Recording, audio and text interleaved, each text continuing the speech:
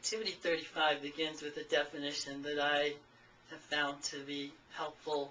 And when I was studying American government in the early days and trying to understand what the differences were between the two parties, I found this definition to be very helpful.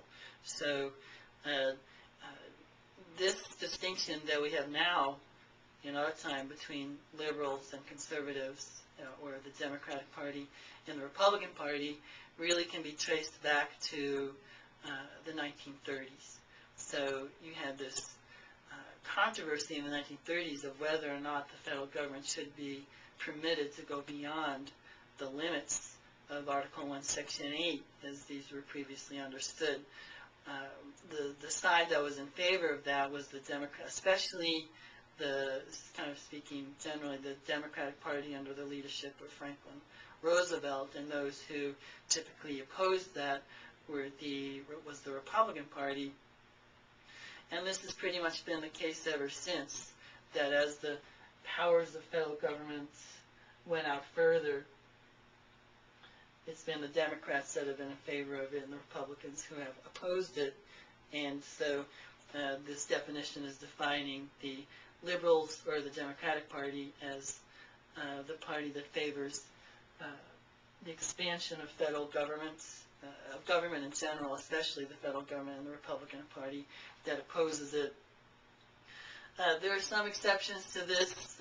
Southern Democrats resisted some of the expansion of the federal government, especially for racial reasons,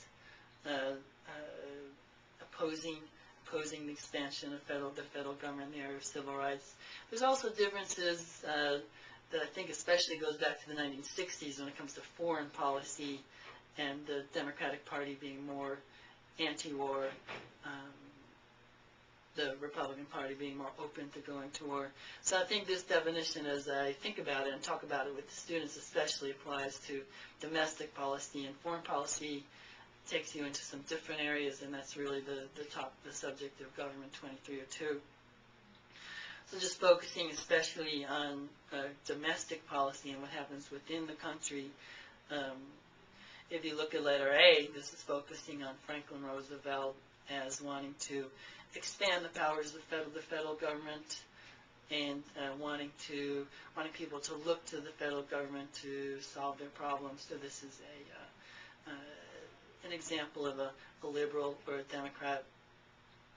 Ronald Reagan was somebody who questioned that from very early on, starting in the 1960s, the rightness and the goodness of expanding the power of the federal government. And when he became president, that was a huge part of his agenda, was to try to stop the federal government from growing anymore. So he's speaking of the founders as understanding that if you give too much power to the federal government beyond the limits of the Constitution, it would be a threat to liberty.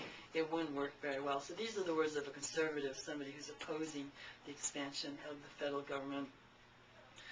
Just as a kind of parenthesis, I want to emphasize that this word liberal is a little complicated, because liberal, you can kind of tell, is related to liberty, and it means to be free.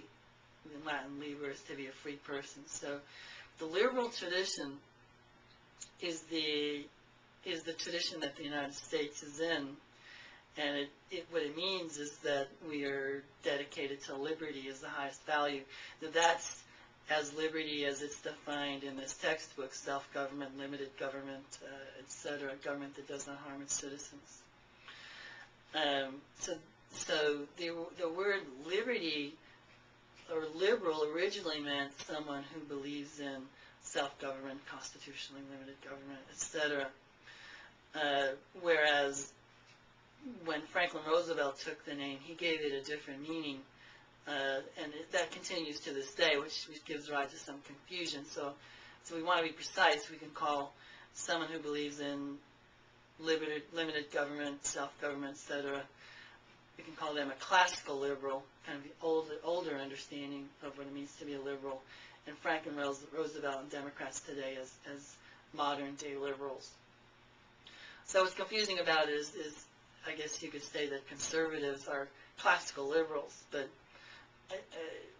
I think generally speaking, I'm just going to use the words as they're typically used now in this video, although I will expect you to know what a classical liberal is, as opposed to a modern-day liberal for the quiz. And C&D is just emphasizing that these expansions of the federal government were for the sake of providing Social Security, medical care, housing grants, education. These are some of the benefits that people have received. It's been the Democratic Party that's been behind pushing for these things. We saw this in the new health care bill, which is now law, which was supported by virtually no Republicans, and on the side of it was the Democratic Party wanting to expand the federal government into this area. As I said, whether or not this is a good development or a bad is precisely what divides Democrats and Republicans right now in the domestic area, so this is something each person has to decide for him or herself. But I do want to emphasize that just from the perspective of liberty, focusing on the definitions handed down or understood by the founders, it has resulted in less liberty, more of something, but less liberty in the senses of self-government and limited government, perhaps some of the others.